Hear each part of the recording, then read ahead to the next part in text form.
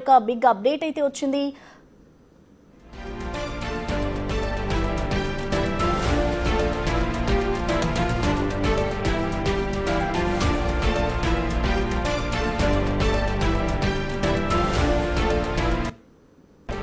Kurnool bus ప్రమాదంలో కొత్త twist అయితే ఇప్పుడు వెలుగులోకి వచ్చింది. బైక్ ను అసలు బస్సే ఢీకొట్టలేదంటున్నారు కర్నూలు జిల్లా ఎస్పీ.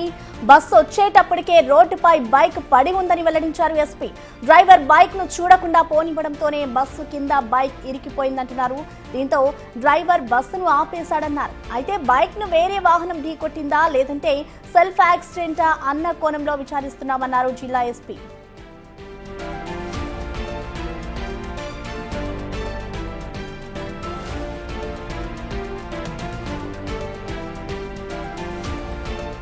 కర్నూలు బస్సు ప్రమాదం కి సంబంధించి ఇప్పుడు కొత్త ట్విస్ట్ అయితే వెలుగులోకి వస్తోంది. బైక్ ను అసలు బస్సు ఢీకొట్టలేదు అంటూ కూడా చెప్తున్నారు కర్నూలు జిల్లా ఎస్పీ. బస్సు వచ్చేటప్పటికే ఇటు రోడ్డుపై బైక్ పడి ఉందని అంటూ కూడా వెల్లడిస్తున్నారు. డ్రైవర్ బైక్ ను చూడకుండా పోనివ్వడంతోనే బస్సు కింద బైక్ ఇరుక్కుపోయిందంటున్నారు.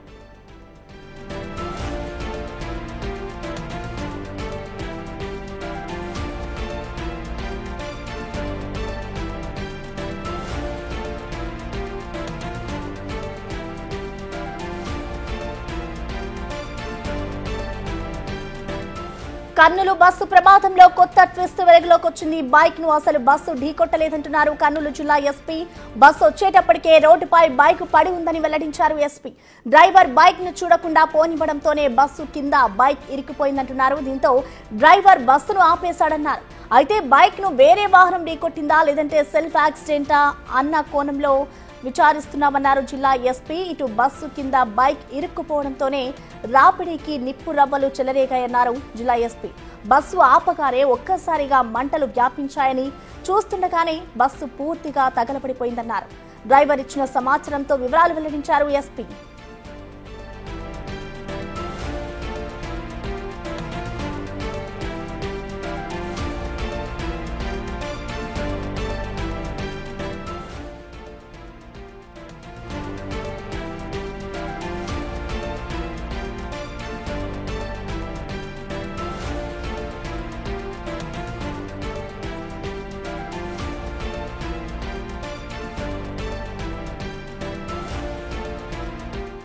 రైట్, ఏదైతే కర్నూలు హైవే మీద బస్సు ప్రమాదం జరిగిందో ఆ ప్రమాదానికి సంబంధించి కూడా ఇటు కర్నూలు ఎస్పీ అయితే ఒక క్లారిటీ ఇస్తున్నారు. ఇప్పటి వరకు కూడా అందరూ ఉదయం ఎప్పుడైతే ఈ ప్రమాదం జరిగిందో అప్పటి నుంచి కూడా ఇటు బస్సే బైక్ ను ఢీకొట్టింది అంటూ కూడా అందరూ అనుకున్నారు. కానీ దానికి సంబంధించి కూడా ఇటు డ్రైవర్ ని అదుపులోకి తీసుకున్న తర్వాత ఆయన ఇచ్చిన సమాచారం ప్రకారం ఇటు ఎస్పీ అయితే ఒక ప్రకటన విడుదల చేస్తూ ఉన్నారు. బస్సు అసలు బైక్ ను ఢీకొట్టలేదు. ఆల్రెడీ బస్సుకి ఎదురుగా కూడా బైక్ అక్కడ ఆగిపోయి ఉండడం వల్లనే బస్సు డ్రైవర్ దాన్ని చూసుకోకుండా కూడా గుద్దేశారు అంటూ కూడా ఇటు ఎస్పీ చెప్పుకొస్తున్నారు. అంటే బస్సు కింద బైక్ వెంటనే వాటి కింద పడిపోవడంతోనే దాని రాపిడికి ఒక్కసారిగా మంటలు చెలరేగి ఈ ప్రమాదం జరిగింది అంటూ కూడా ఇటు ఎస్పీ చెప్పుకొస్తున్నారు. ప్రస్తుతం మనం చూసుకోవచ్చు, ఉదయం నుంచి కూడా ఏదైతే బస్సు ప్రమాదానికి సంబంధించి అందరూ అనుకున్నారో, ముందుగా రోడ్డు మీద వెళ్తున్న బైక్ ని బస్సు డ్రైవర్ ఓవర్ స్పీడ్ కారణంగానే గుద్దేశారు. ఓవర్ స్పీడ్ కారణంగానే ఈ ప్రమాదం జరిగింది. బస్సు డ్రైవరే దీనికి నిర్లక్ష్యం వహించాడు అంటూ కూడా, ఆయనే దీనికి కారణం అంటూ కూడా బస్సు డ్రైవర్ పైన అందరూ అనుకున్నారు. కానీ దీనికి సంబంధించి కూడా ఇప్పుడు జిల్లా ఎస్పీ చెప్పిన వివరాల ప్రకారం మనం చూసుకుంటే అసలు బస్సు బైక్ ని అసలు గుద్దలేదు అంటూ కూడా ఆయన వివరణ ఇస్తూ ఉన్నారు.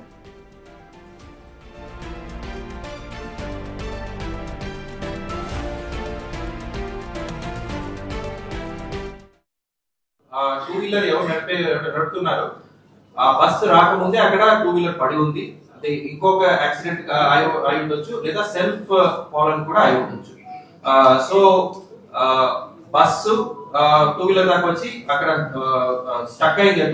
టూ వీలర్ స్టక్ అయిన వల్ల స్పార్క్ వచ్చాయి. ఆ స్పార్క్ వల్ల ఇనిషియల్ ఫైర్ స్టార్ట్ అయింది. సో ఇప్పుడు దాకా ఉన్న investigation reveals these facts. Two types of information వచ్చిందండి. ఇన్వెస్టిగేషన్ అయితే జరుగుతుంది. అండర్ ఇన్వెస్టిగేషన్ ఉంది. అంటే ఒక డ్రైవర్ ఆల్రెడీ మా దగ్గర ఉన్న డ్రైవర్ ఏంటంటే పడుకున్న స్పేర్ డ్రైవర్ ఫస్ట్ మా కస్టడీలోకి వచ్చారు. అతను చెప్పింది ఏంటంటే శబ్దం వచ్చింది, నన్ను వచ్చి లేపారు, నేను వెళ్ళి వెనకాతలకి వెళ్ళి ఆ గేర్ రాడ్ ఏదో సంథింగ్ రాడ్తో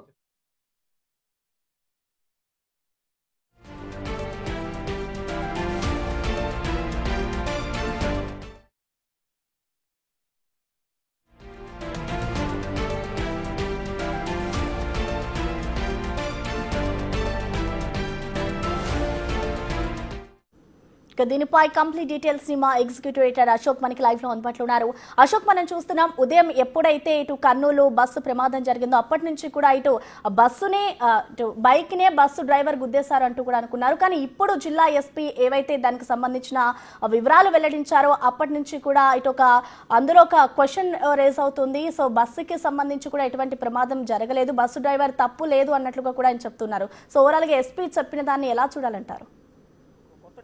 వ్యవహారంలో ఇప్పటి వరకు కూడా మీరు చెప్పినట్టుగానే బైక్ ఆల్రెడీ ముందు నుంచి వెళ్తున్న సందర్భంలో బస్సు డ్రైవర్ వెనక నుంచి వెళ్ళి రన్నింగ్లో ఉన్న బైక్ను గుద్దటం వల్ల బైక్ నడుపుతున్న వ్యక్తి కింద పడిపోయి ప్రాణాలు కోల్పోయాడు.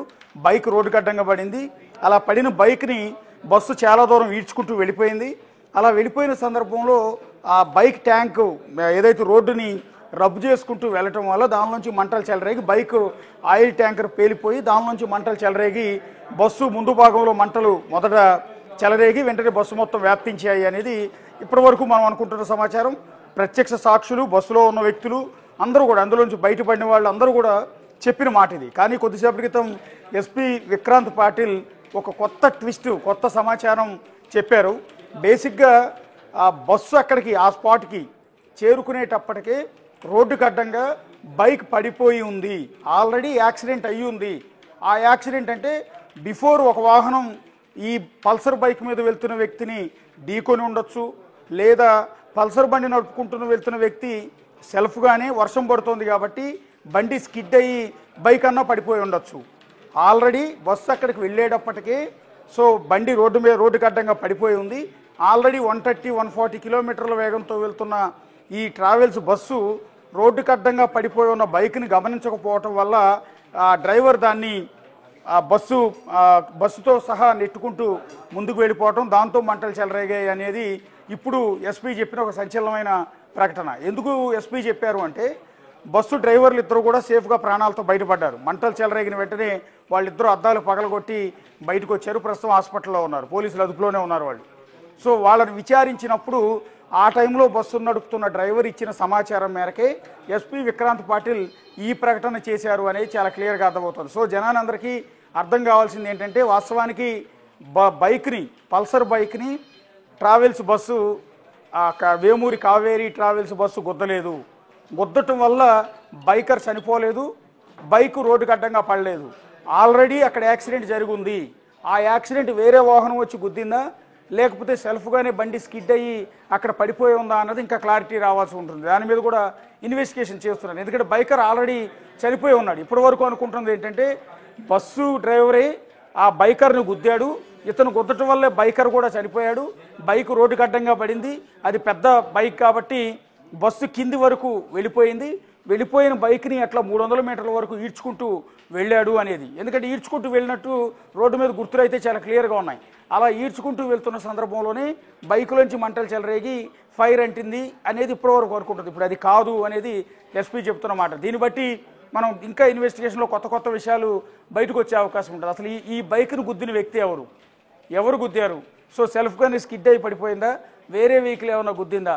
సో ఇది కనుక తెలిస్తే కేసులో కొత్త కోణాలు మనకు వెలుగులోకి వచ్చే అవకాశం ఉంటుంది. ఎందుకంటే 20 మందికి పైగా ప్రాణాలు పోయిన ఈ సంచలనమైన ఘటనలో, ఈ బాధాకరమైన ఈ ఘటనకి సంబంధించి ఇంత పెద్ద బస్సు తగలబడిపోవడానికి కారణం ఒక చిన్న బైక్. ఎందుకంటే బస్సులో ఒక టైర్ అంత సైజు కూడా ఉండదు ఆ బైక్. నిజం చెప్పాలి అంటే ప్రమాదానికి గురైన పల్సర్ బైక్ అనేది ఈ ఎంటైర్ బస్సులో ఒక టైర్ అంత సైజు కూడా ఉండదు. సో అంత చిన్న బైక్ ఈరోజు ఇంత పెద్ద బస్సుని తగలబెట్టింది, 20 మందికి పైగా ప్రాణాలు తీసింది. సో ఇక్కడ ఆ బైకర్ నిర్లక్ష్యంతో రోడ్డుకు అడ్డంగా నడుపుతుంటే ఇతనికి స్పీడ్ కంట్రోల్ లేక బస్సు డ్రైవర్ అతను గుద్దుంటాడేమో అని సహజంగా అనుకునే అనుమానాలు. కానీ ఇక్కడ ఆల్రెడీ యాక్సిడెంట్ అయి ఉన్న బైక్ని బేసిక్గా ఈ ట్రావెల్స్ బస్సులు ఏవైనా సరే హైవే మీద 130-140 స్పీడ్లో వెళ్తాయి. సో ఇంక అంతకన్నా ఎక్కువ వెళ్ళే అవకాశం లేదు. 120 నుంచి 130-140 స్పీడ్ వరకు కూడా వెళ్తుంటాయి. రోడ్డు విశాలంగా ఉంటుంది, రోడ్డు నీట్గా ఉంటుంది, గోతులు ఉండే అవకాశం లేదు కాబట్టి విపరీతమైన స్పీడ్తో వెళ్తారు. అలా స్పీడ్లో వెళ్ళిన సందర్భంలో హైవే మీద ఎక్కడా కూడా పెద్దగా లైట్లు ఉండవు. కొన్ని చోట్ల పెద్ద సెంటర్లు వచ్చిన చోట మాత్రమే స్ట్రీట్ లైట్స్ ఉంటాయి. మిగిలిన చోట్ల చీకటిగానే ఉంటుంది. ఓన్లీ బస్సు నుంచి పడే లైట్ ఆధారంగానే డ్రైవ్ చేసుకుంటూ వెళ్ళాలి. ఆ బస్సు లైటు కొద్ది దూరం వరకు ఫోకస్ పడుతూ ఉంటుంది, ఎదురుగా ఏముందో కనపడుతూ ఉంటుంది. ఇలా 140 స్పీడ్లో వెళ్తున్నప్పుడు ఈ విధంగా రోడ్డుకి అడ్డంగా పడి ఉన్న బైక్ కొన్నిసార్లు కనపడే అవకాశం కూడా లేదు. వాస్తవానికి పెద్ద సైజులోనే ఉంటుంది, డ్రైవర్ కనపడాలి. కానీ డ్రైవర్ ఇంత వేగంతో బస్సు నడుపుతున్న సందర్భం, ఒకవైపు వర్షం కూడా కురుస్తోంది. ఆ వర్షం కురుస్తున్న సందర్భంలో డ్రైవర్ ఇంకా వేగంతో వెళ్ళటమా, లేకపోతే కొన్నిసార్లు డ్రైవర్ ఎదురుగా ఏముందో గుర్తించకపోవటం వల్ల కూడా ఇలాంటి ప్రమాదం జరిగిండే అవకాశం ఉంటుంది. సో ఇక్కడ ఏమాత్రం డ్రైవర్ కనుక అప్రమత్తంగా ఉండి రోడ్డుకు అడ్డంగా పడి ఉన్న బైక్ని, ఇప్పుడు ఎస్పీ చెప్తున్న దాని ప్రకారం ఆల్రెడీ యాక్సిడెంట్ అయ్యి రోడ్డు మీద పడి ఉన్న బైక్ను కనుక గుర్తించి ఉండుంటే బస్సు బ్రేక్ మీద కాలు వేసి బస్సును కనుక ఆపే ప్రయత్నం చేస్తుంటే వాళ్ళ 20 ప్రాణాలు బలైపోయే అవకాశం ఉండేది కాదు. జిల్లా ఎస్పీ కర్నూలు జిల్లా ఎస్పీ చెప్తున్న వివరాల ప్రకారం మనం చూసుకుంటే ముందుగానే బస్సు అక్కడ బైక్ ప్రమాదానికి గురయ్యి ఉండొచ్చు అంటూ కూడా చెప్తున్నారు. సో దీన్ని బట్టి చూస్తే హైవేపై ఎప్పుడైతే బస్సు వెళ్తూ ఉందో అదే టైంలో పక్కనే ఇంకా ద్విచక్ర వాహనాలు ఉంటాయి కదంటే వాళ్ళు కూడా ఆ ప్రమాదం జరగక ముందే వాళ్ళు చూసి ఉండొచ్చు అనుకోవచ్చు కదంటే ముందుగానే అక్కడ బైక్ పడిపోయి ఉంటే. వాస్తవానికి ఇది తెల్లవారుజామున 3 గంటలకు ప్రమాదం జరిగింది. సో ఎక్కడా కూడా జనాలు రోడ్ల మీద ఉండే అవకాశం లేదు, పర్టికులర్గా హైవేల మీద అస్సలు ఉండే అవకాశం లేదు. ఇంకోటి, తెల్లవారుజామున 3 గంటలకు బైకుల మీద హైవేల మీద వెళ్ళే జనాల సంఖ్య చాలా తక్కువగా ఉంటుంది. వేరే ప్రాంతానికి వేరే జిల్లాకి దూరం వెళ్ళాలనుకున్న వాళ్ళు మాత్రం అట్లా లాంగ్ జర్నీ బైకులతో చేస్తారు తప్ప లోకల్గా ఉన్న వాళ్ళు ఎవరు కూడా తెల్లవారుజామున 3 గంటలకి హైవేల మీద బైకులో వెళ్ళరు. సో ఆ సమయంలో ఎవరు జనాలు చూసే అవకాశం కూడా లేదు. ఓన్లీ హైవే మీద వెహికల్ మూవ్మెంట్ అంతా కూడా లారీలది ఉంటుంది, ట్రావెల్స్ బస్సులది ఉంటుంది, ఇంకా వీలైతే కార్లది ఉంటుంది తప్ప బైకులు అంటే ద్విచక్ర వాహనాల మూవ్మెంట్ అనేది హైవే మీద ఉండే అవకాశం లేదు.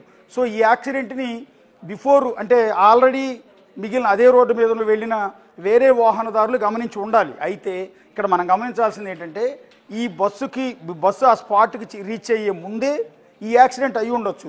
దానికి జస్ట్ 1 మినిట్ 2 మినిట్స్ లోపే అయి ఉండొచ్చు. ఈ లోపు అంటే బైక్ యాక్సిడెంట్ జరిగి బస్సు అక్కడికి చేరే లోపు ఆ రోడ్డు మీద ఏ వాహనం కూడా వెళ్ళి ఉండకపోవచ్చు.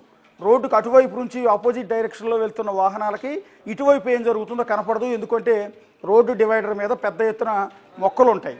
మొక్కలు పెట్టేది కూడా అందుకే ఇటువైపు నుంచి వెళ్తున్న వాహనాల లైటింగ్ అవతల వాహనదారులకు ఇబ్బంది కలగకూడదని డివైడర్ మీద అంత ఎత్తున మొక్కలు పెడతారు హైవేల మీద. సో ఆ మొక్కల వల్ల ఇటువైపు అప్పటికి ఆల్రెడీ బైక్ యాక్సిడెంట్ జరిగి బైక్ రోడ్డు మీద పడిపోయన్న విషయం అవతలి వాహనదారులకు తెలిసే అవకాశం లేదు. రెండోది, ఈ బస్సు ఏదైతే ట్రావెల్స్ బస్సు ఈ బైక్ దగ్గరికి రీచ్ అయ్యే లోపు వేరే వాహనం ఏది కూడా ఆ రూట్ నుంచి వెళ్ళి ఉండకపోవచ్చు. ఆ వాహనాన్ని వేరే ఏదైనా వాహనం గుద్ది ఉంటే ఆ వాహనం తప్ప వేరే వాహనం వెళ్ళి ఉండకపోవచ్చు. ఒకవేళ వేరే వాహనం ఏదైనా కారు కానీ ఇంకొక లారీ కానీ ఇంకొక వెహికల్ కానీ ఏదైనా ఎల్లుంటే బహుశా రోడ్డు మీద పడిపోయి ఉన్న ఈ వాహనదారుణ్ణి కాపాడే ప్రయత్నం చేస్తుండేవారు. ఈ బైక్ రోడ్డుకి అడ్డంగా పడి ఉంది కాబట్టి వెనుక నుంచి వస్తున్న వాహనాన్ని అప్రమత్తమైన చేసుండేవారు. ఎందుకంటే బైక్ రోడ్డుకి అడ్డంగా పడి ఉంది కాబట్టి ఆ వాహనం ఖచ్చితంగా అక్కడ ఆగి ఉండేది. అలా ఆగి ఉండుంటే వెనకొచ్చిన ఈ ట్రావెల్స్ బస్సు కూడా బహుశా ఆపి ఉండేవాళ్ళు. సో ఈ మనకు అర్థమవుతున్నది ఏంటంటే బైక్ ఆల్రెడీ అక్కడ రోడ్డు మీద పడిపోయి ఉన్న తర్వాత ఈ బస్సు అక్కడికి రీచ్ అయ్యే ఆ గ్యాప్లో ఏ ఒక్క వాహనం కూడా ఈ రోడ్లోంచి వెళ్ళలేదు. అలా వెళ్ళకపోవటం వల్లే బైక్ అక్కడ రోడ్డు మీదే పడి ఉంది. ఆ రోడ్డు మీద పడి ఉన్న బైక్ని బస్సు వచ్చి ఢీకొంది, దాన్ని ఈడ్చుకుంటూ వెళ్ళింది, ఈ అగ్ని ప్రమాదం జరిగింది. దాని ప్రకారం చూసుకుంటే ఇప్పుడు 19 మంది మరణించడానికి బాధ్యులు ఎవరు అనుకోవచ్చు అంటే ఇటు డ్రైవర్ అతి వేగం కూడా నిర్లక్ష్యానికి కూడా కారణం అయ్యి అనుకోవచ్చు అంటారా? అసలు బైకర్ నిర్లక్ష్యం అని అనడానికి లేదు. బైకర్ని ఎవరైతే ఢీకొన్నారో ఆ వాహనదారుది తప్పది. అంటే అశోక్ బస్సు డ్రైవర్ నిర్లక్ష్యం కూడా అయ్యి ఉండొచ్చు అంటారా? ఎస్, బస్సు డ్రైవర్ది ఇక్కడ నిర్లక్ష్యం క్లియర్గా. ఎందుకంటే అంత స్పీడ్ వెళ్ళటం అనేది మొదటి తప్పు. రెండోది, అంత స్పీడ్ లో వెళ్తున్నప్పుడు ఎదురుగా రోడ్డు మీద ఏం పడుతుంది. అశోక్ ఒక్కసారి మీరు హోల్డ్ లో ఉండండి, అసలు ఎస్పీ ఏం చెప్పారనేది ఒకసారి చూద్దాం. డ్రైవర్ ఎవరున్నారు ఆ లక్ష్మయ్య, ఆయన మా అదుపులకు వచ్చారు. ఆయన చెప్పిన ప్రకారం ఆ టైంలో దాదాపు 3 o'clock వర్షం పడతా ఉంది. వర్షం పడే టైంలో సడన్లీ ఈ హర్డ్ అ సౌండ్. సో ఏమని చూసుకోకుండా కొంచెం మళ్ళీ ఒక 20 అడుగులు వెనక్కి తీసుకున్నాడు బస్సు. కింద దిగి చూస్తే దాంట్లో ఒక బండి ఉంది. సో మనకున్న ఇప్పుడు యాజ్ ఆఫ్ నో ఇన్వెస్టిగేషన్ లో 2 వీలర్ ఎవరు నడుపుతున్నారు, ఆ బస్సు రాకముందే అక్కడ 2 వీలర్ పడి ఉంది. అది ఇంకొక యాక్సిడెంట్ అయి ఉండొచ్చు, లేదా సెల్ఫ్ ఫాలన్ కూడా అయి ఉండొచ్చు. సో బస్సు 2 వీలర్ దాకా వచ్చి అక్కడ స్టక్ అయింది. 2 వీలర్ స్టక్ అయిన వల్ల స్పార్క్ వచ్చాయి. ఆ స్పార్క్ వల్ల ఇనిషియల్ ఫైర్ స్టార్ట్ అయింది. సో ఇప్పుడు దాకా ఉన్న investigation reveals these facts.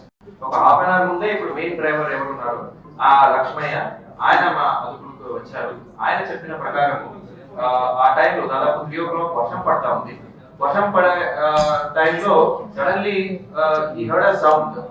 So ఏమని చూసుకోకుండా కొంచెం మళ్ళీ ఒక 20 అడుగులు వెనక్కి తీసుకున్నాడు బస్సు. కింద దిగి చూస్తే దాంట్లో ఒక బండి ఉంది.